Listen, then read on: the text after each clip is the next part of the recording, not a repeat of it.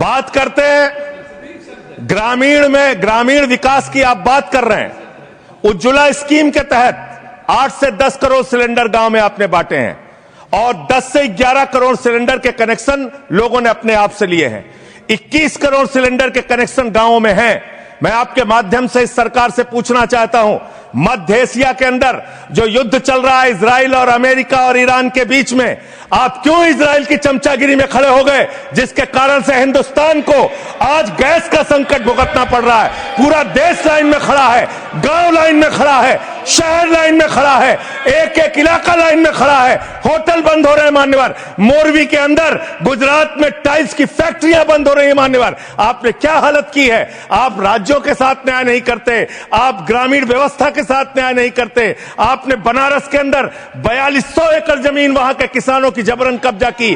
2013 का जो अधिकरण का नियम है वो नियम आपने लागू नहीं किया। वहां लाठियों से किसानों को पीट के प्रधानमंत्री के संसदीय क्षेत्र में जमीनें कब्जा करने का काम आपने किया। जो पंजाब पूरे देश का पीडीएस सिस्टम चलाता है, 50% भागीदारी पंजाब के किसानों की होती है। आपने पंजाब के रूरल डेवलपमेंट का 8000 करोड़ रुपए मार के बैठे हुए। आप बताइए क्यों आपने पंजाब का हिस्सा नहीं दिया, क्यों आप वहां के साथ सौतेला व्यवहार कर रहे हैं। बताइए इस देश को और पंजाब के लोगों को। वहां पर बाढ़ आई, आप भी गए थे मंत्री जी वहां पे दुख जताने के लिए। आपने वहां की भयावह परिस्थितियों को देखा था। बावजूद इसके 1600 करोड़ रुपए की मदद आपने घोषित की थी। 16 पैसे आपने पंजाब को नहीं दिए। 16 पैसे।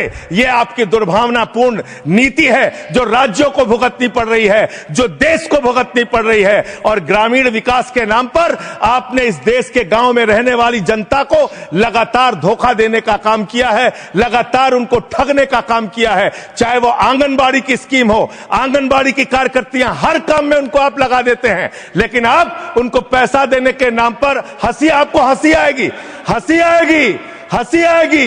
आंगनबाड़ी की योजना गांव में ही चलती है, गांव में ही चलती है, हंसी आएगी आपको। मान्यवर, मैं अंत में एक ही बात कहना चाहता हूं। मंत्री जी ने कहा भागिएगा नहीं, मैं बिल्कुल बैठ के आपकी एक एक बात को सुनूंगा। मंत्री जी, ध्यान से सुनूंगा। जितनी बात मैंने कही है उसका पूरा जवाब दीजिएगा, और अगर आप जवाब नहीं दे पाएंगे तो मुझे भी उस वक्त बोलने का अवसर दीजिएगा। आप ही अकेले बोलने का अधिकार रखते हैं, ऐसा नहीं होना चाहिए। इस तरीके के आचरण को कतई नहीं स्वीकारा जा सकता।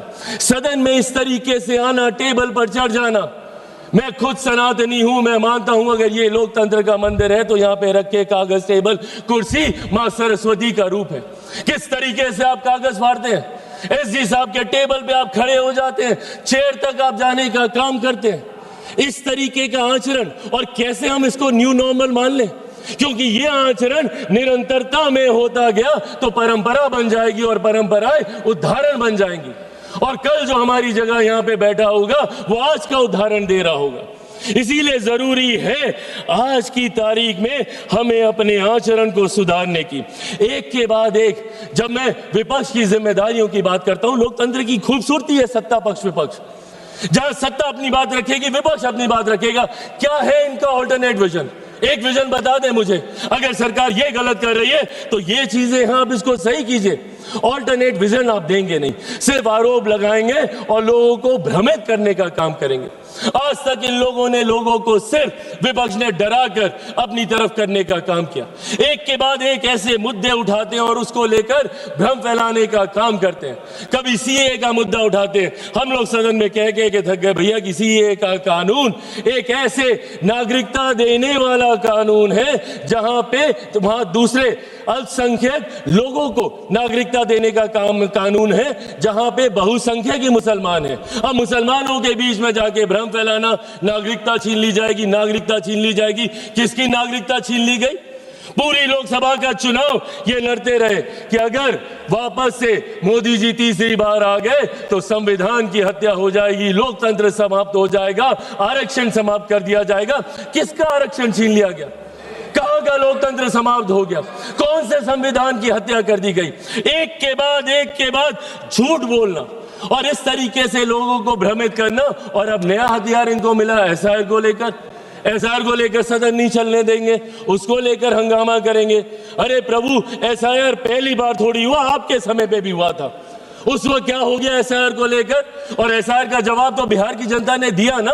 एलओपी गए थे वहां पे 10-12 दिन वहां पे करके आए और ऐतिहासिक हार वहां पे दर्ज करा कर आए। अपनी तो अपने साथी दलों की भी ऐतिहासिक हार वहां पे दर्ज करा कर आए। हकीकत यह है कि एसआईआर नहीं, जो ये वोट चोरी बोलते हैं, वोट चोरी नहीं, इनका जनादेश चोरी होता जा रहा है और इस बात का एहसास ही इनको नहीं हो रहा।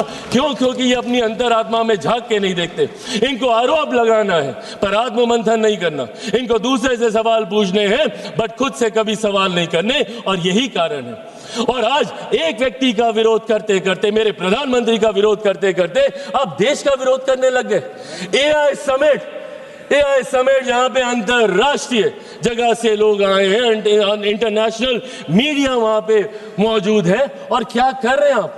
और एक ऐसा समिट जहां पे दूसरे देशों के राष्ट्रीय अध्यक्ष आकर हमारी प्रणाली की तारीफ कर रहे हैं, जिसका विरोध इन्होंने उस वक्त भी किया था। यूपीआई के वक्त इन्होंने कहा था कैसे होगा, एक औरत जो ठेले पे है वो कैसे उसकी पेमेंट करेगी, पॉश मशीन कहां से लगेगी, और आज उसी की तारीफ फ्रांस के राष्ट्रीय अध्यक्ष करके जा रहे हैं। और उस समिट में इन्होंने देश को अपमानित करने का काम किया। डेड इकोनॉमी बुलाते हैं हमारे देश को ये, जबकि दूसरे लोग और अर्थशास्त्री इस बात को मानते हैं कि India is one of the fastest growing economy. Global challenges होने के बावजूद हमारी अर्थव्यवस्था मजबूत होती जा रही है। क्या ये सामान्य बात है कि दहाई के आंकड़े से धीरे धीरे हम लोग करते करते चौथे नंबर पर आ गए? आने वाले दिनों में वो दिन भी दूर नहीं जब हमारा देश दुनिया की तीसरी सबसे बड़ी अर्थव्यवस्था होगा। और ऐसे में आप हमारे देश की इकोनॉमी को और हमारे देश की इकोनॉमी को हमारे ही लोग डेड इकोनॉमी बताने का काम कर रहे हैं। इसीलिए आज इस मंच के माध्यम से बस मैं ये आग्रह करूंगा, एक बार मदद कर दें, कहां पे दे तो दो। इसीलिए आज इस मंच के माध्यम से मैं आग्रह करूंगा और विपक्ष से भी करूंगा, and I think it's our collective responsibility.